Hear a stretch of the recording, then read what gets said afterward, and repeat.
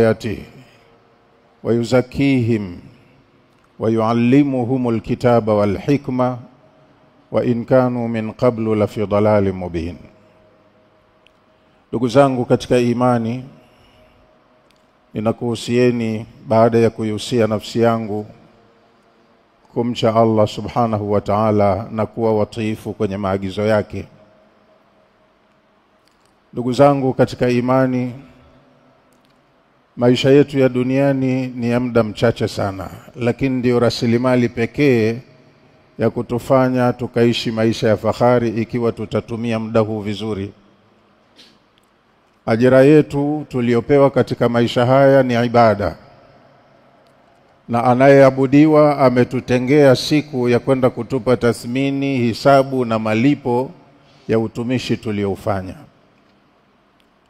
Katika aya niliyoisoma ya pili kwenye suratul Jumu'ah, Allah anasema huwa alladhi ba'atha fil ummiyina rasulan minhum. Yeye Allah ndiye aliyepeleka kwenye mji wa watu wasio na kisomo mtume wake ambaye ni ndugu yao, anatokana na wao. Kapelekwa mtu huyu kwa malengo, kapewa maagizo ya uwajibikaji. Yatlu alaihim ayatihi, jukumu lake la awali ametumwa akawasomee watu wajinga aya za Allah. An-nabiyul ummiyu bu'itha fil ummiyin. Watu wasio na kisomo wamepelekewa mjumbe asiyejua kusoma na kuandika. Jukumu lake la awali awasomee aya za Allah.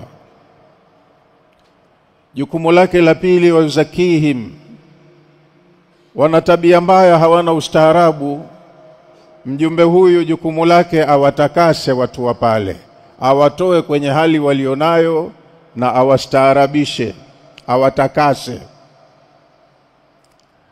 Na jukumu la tatu alilopewa mtume huyu wayuallimuhum, ingawaje kaitwa ummiyun, lakini kapewa jukumu la ualimu, awasomeshe watu wale wajinga wasio na kisomo. Nini awasomeshe? Alkitaba wal hikma. Alkitaba ni fani zote za elimu zinaingia hapo, sio kitabu cha Qur'ani, kwa sababu ndicho kilichozungumzwa mwanzo, yatlu alaihim ayati. Kwa sababu watu hawa ni wajinga, hawana elimu, kipaumbele cha mjumbe aliyetumwa pale awekeze sana kwenye elimu. Wayuallimuhum, awasomeshe, asimamie suala la taaluma ya watu wale.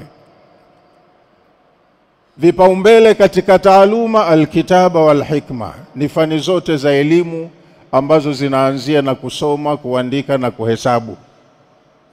Na hikma maana yake ni ule mwenendo mzima wa maisha, tabia ya kimaisha ambayo inataalaki na masala ya utawala, usimamizi wa mambo ya kijamii kwenye watu waliostaarabika. Wamepelekewa watu wale mtaalamu, wa in kanu min qablu la fi dhalalin mubin, hali ya kuwa kabla ya kupelekewa mtaalamu huyu au kiongozi huyu, wale watu walikuwa wako katika upotevu wa wazi. Ndugu zangu katika imani, kwenye aya hii moja tuna mengi ya kujifunza. Haimkiniki kuyazungumza yote kwenye muda mfupi wa hutuba ya Ijumaa, lakini dondoo muhimu ni kwamba binadamu ni tofauti na mnyama. Vyovyote awavyo, vyovyote utakavyomuona kaharibika, uwezekano wa kutengenea upo. Kwa hiyo watu waliosifiwa na sifa ya ujinga, tatizo lao ni ujinga. Wamepelekewa mtaalamu wa kufuta ujinga, awasomeshe wawe katika elimu, wawe wataalamu. Tatizo wana tabia mbaya, ndivyo walivyokulia. Ma undhira abauhum, wazazi wao wapo nyuma kidogo, hawakupatapo kupelekewa nadhirun. Kwa hiyo huyu sasa ndo kaja awarekebishe zile tabia zao mbaya. Ndugu zangu, hapa ni kipimo kwetu sisi cha kujifunza maharibiko tunayoyaona kwenye maeneo yetu mbalimbali katika maisha ya kijamii. Dhamana wa kutengeneza maharibiko hayo ni sisi. Binadamu anatengenea, wanyama walivyo ndivyo walivyoumbwa, lakini binadamu ni mtahiniwa ambaye huathirika na mazingira mengi. Subhanahu wa ta'ala amesema kwenye sura ya 14 aya ya 4, wama arsalna min rasulin illa bilisani qaumihi liyubayyana lahum fayudhillu Allahu man yasha wa yahdi man yasha wa huwa al-azizul hakim. Sijatumapo mtume yoyote, ila kila mtume ninayemtuma kwa watu ninamtuma kwa lugha ya watu wake. Kusudio ni kwamba kile atakachokitoa kwa lugha yake na watu wake kifike kwa usahihi kama kilivyokusudiwa, wakielewe kwa mujibu wa wanavyoielewa lugha yao. Wakielewa wale waliofikishiwa mwanzo, wanakuwa ni walimu na mabalozi wazuri wa kuwafikishia wengine. Kwa hiyo mahala palipokuwa panasifikana na ujinga, Allah alipatumia. Ametumwa mtume wetu wakati alipopewa utume, si kama dunia ilikuwa haina ustaarabu. Kulikuwa na madola makubwa yenye nadhara iliyomiliki dunia. Kulikuwa na dola ya Fursi na dola ya Rome. Lakini Allah hakutaka kutoa mtume wake kwenye tabia njema. Kama watu walikuwa wako katika tabia mbaya na upotovu, yeye ndo katumwa aje alete mabadiliko. Ni mtaalamu wa kuja kusimamia mabadiliko katika uso wa ardhi. Sasa kama sisi ni wafuasi wa huyo mtume, tunapaswa kuiga zile njia alizopita, na kwa ikhlasi kabisa tutumike kuzifanyia kazi, ili turekebishe yale tunayoyaona ni mapungufu, makosa katika jamii zetu, ili tutakachokifanya leo kiwe ni ajira yetu au ni kazi yetu nzuri. Siku ikija ikapigwa tathmini, tupate malipo yanayoridhisha na tukakae mahala pema.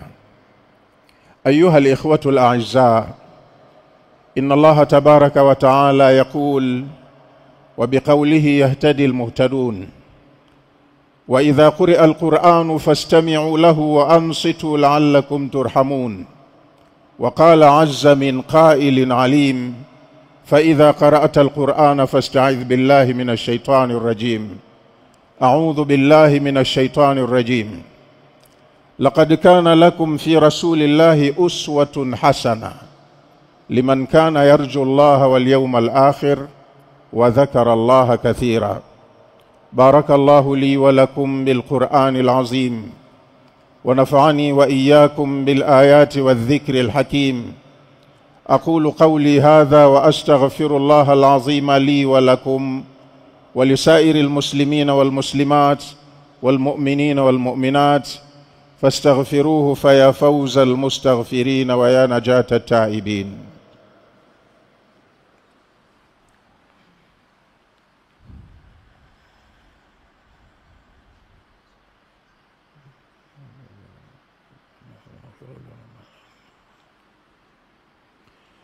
الحمد لله وكفى والصلاة والسلام على عباده الذين اصطفى وأشهد أن لا إله إلا الله وحده لا شريك له وأشهد أن محمدا عبده ورسوله أرسله الله بالهدى ودين الحق ليظهره على الدين كله وكفى بالله شهيدا. Ndugu zangu katika imani, Allah ametuambia tuige, tusibuni wenyewe kichwani. Laqad kana lakum fi rasulillahi uswatun hasana. Nyinyi watu wa umma huu muna kiigizo kizuri kwa huyo mjumbe wa Allah. Uswa, tunapaswa kumfata, kumuiga kwenye vile alivyofanya kazi zake, na sisi tufanye vile vile. Hata kama tutajisikia tumesoma zaidi na tukasema yeye mtu mwenyewe hakusoma, kwa hiyo tumemzidi maarifa, tutakuwa tunakosea na chochote tutakachokifanya hakiwezi kuwa kimekubalika.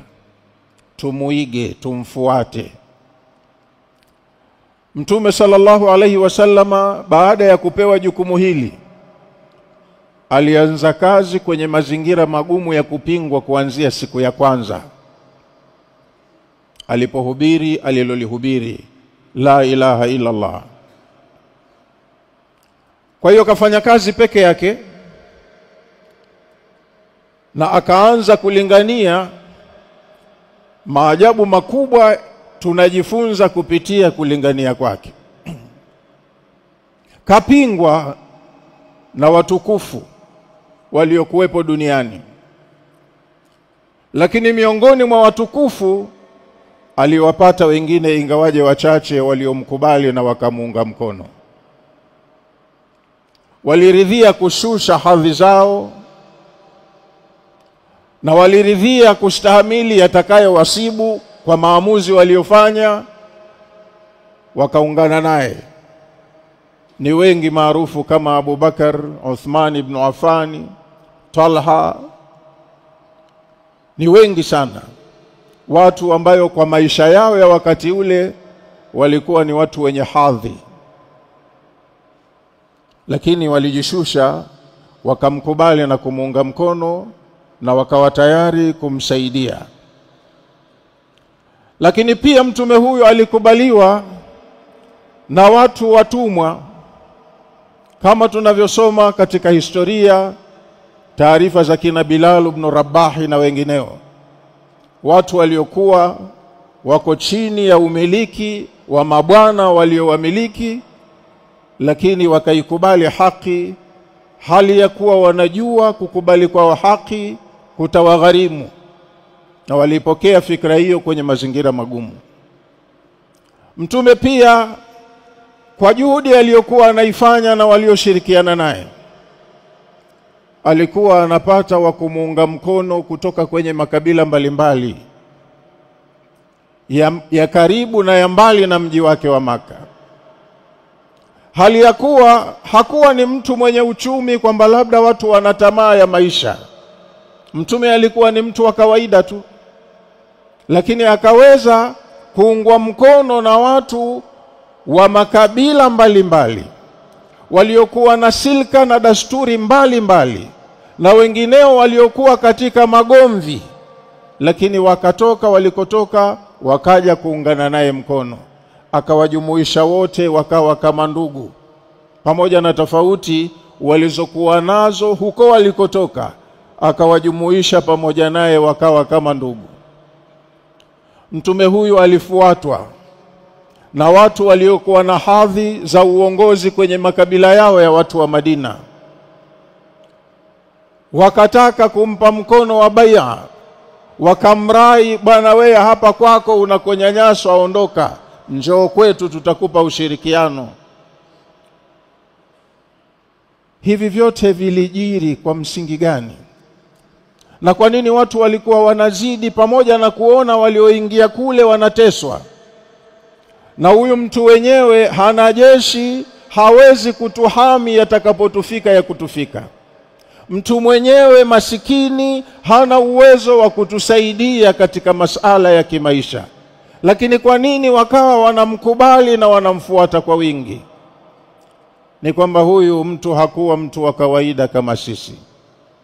Alikuwa ni mkweli, muaminifu, muadilifu, na kila aliyekubaliana naye alijisikia mimi nina thamani zaidi kwa huyu bwana kuliko mwingine. Tunapaswa kumuiga. Laqad kana lakum fi rasulillahi uswatun hasana. Mwenyewe alikuwa anawaambia watu waumini wanaoongezeka mara kwa mara, la amliku lakum darran naf'an wala darra. Mwenyewe mtume alikuwa anasema kwa kupitia Qur'ani anayoshushiwa, la adri ma yufalu bi wala bikum. Lakini kwa nini alipata support kiasi hicho na watu wakawa wana ujasiri wa kumuunga mkono? ni kwa sababu alijipamba na tabia njema. Sisi ni wengi sasa Waislamu duniani, lakini wengi wetu una ulemavu kwa sababu ya ila mbalimbali tulizozivaa, zinakuwa zinatuondoshea uwezekano wa kile ambacho kinawezekanwa.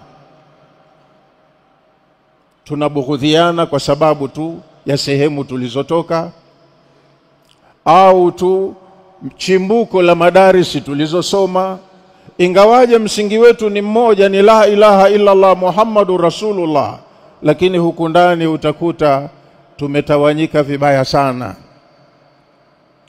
Mtume wetu aliwakuta watu kwenye uhasama, akawaunganisha wakawa wamoja, wakawa na sera moja, mila moja, na wakawa kama ndugu wanapendana.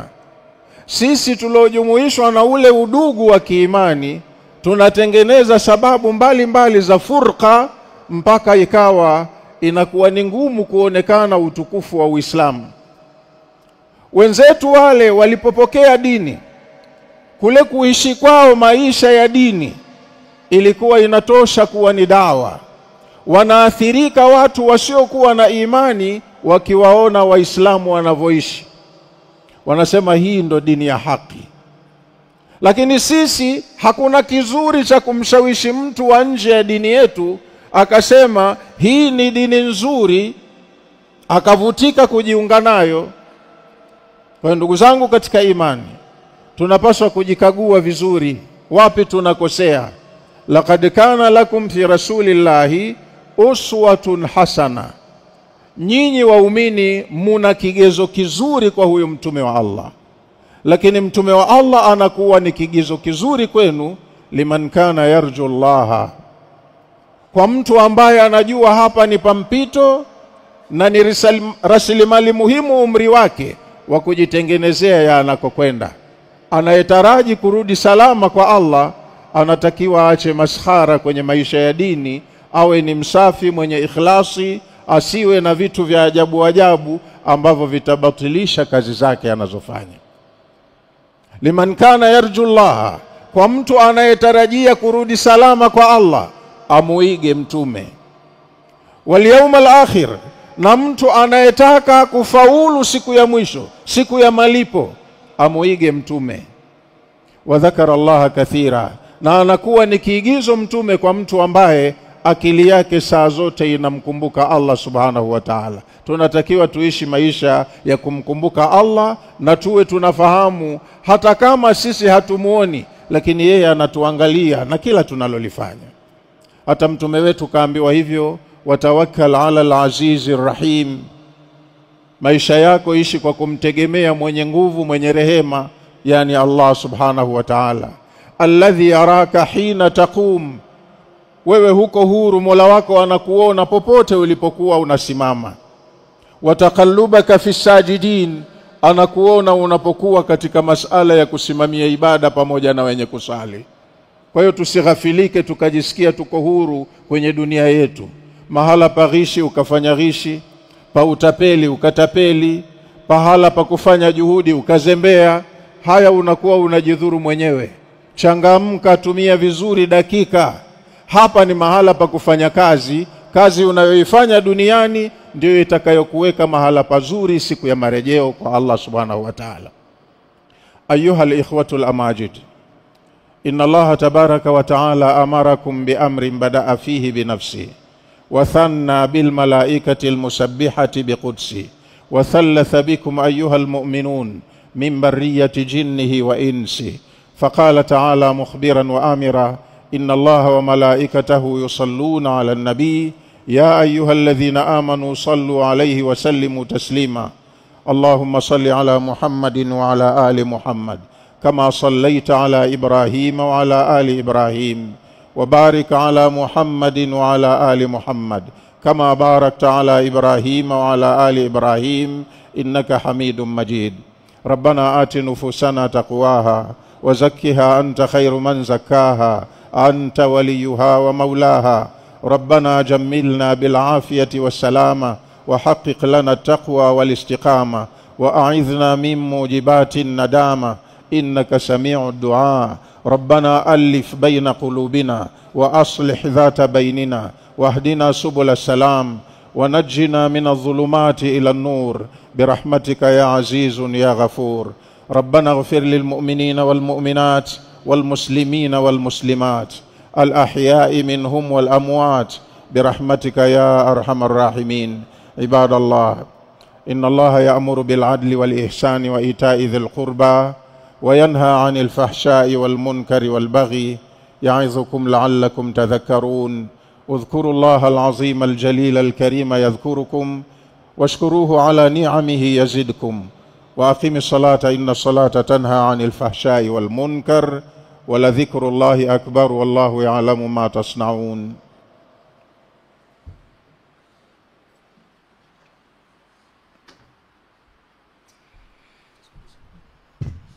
صلي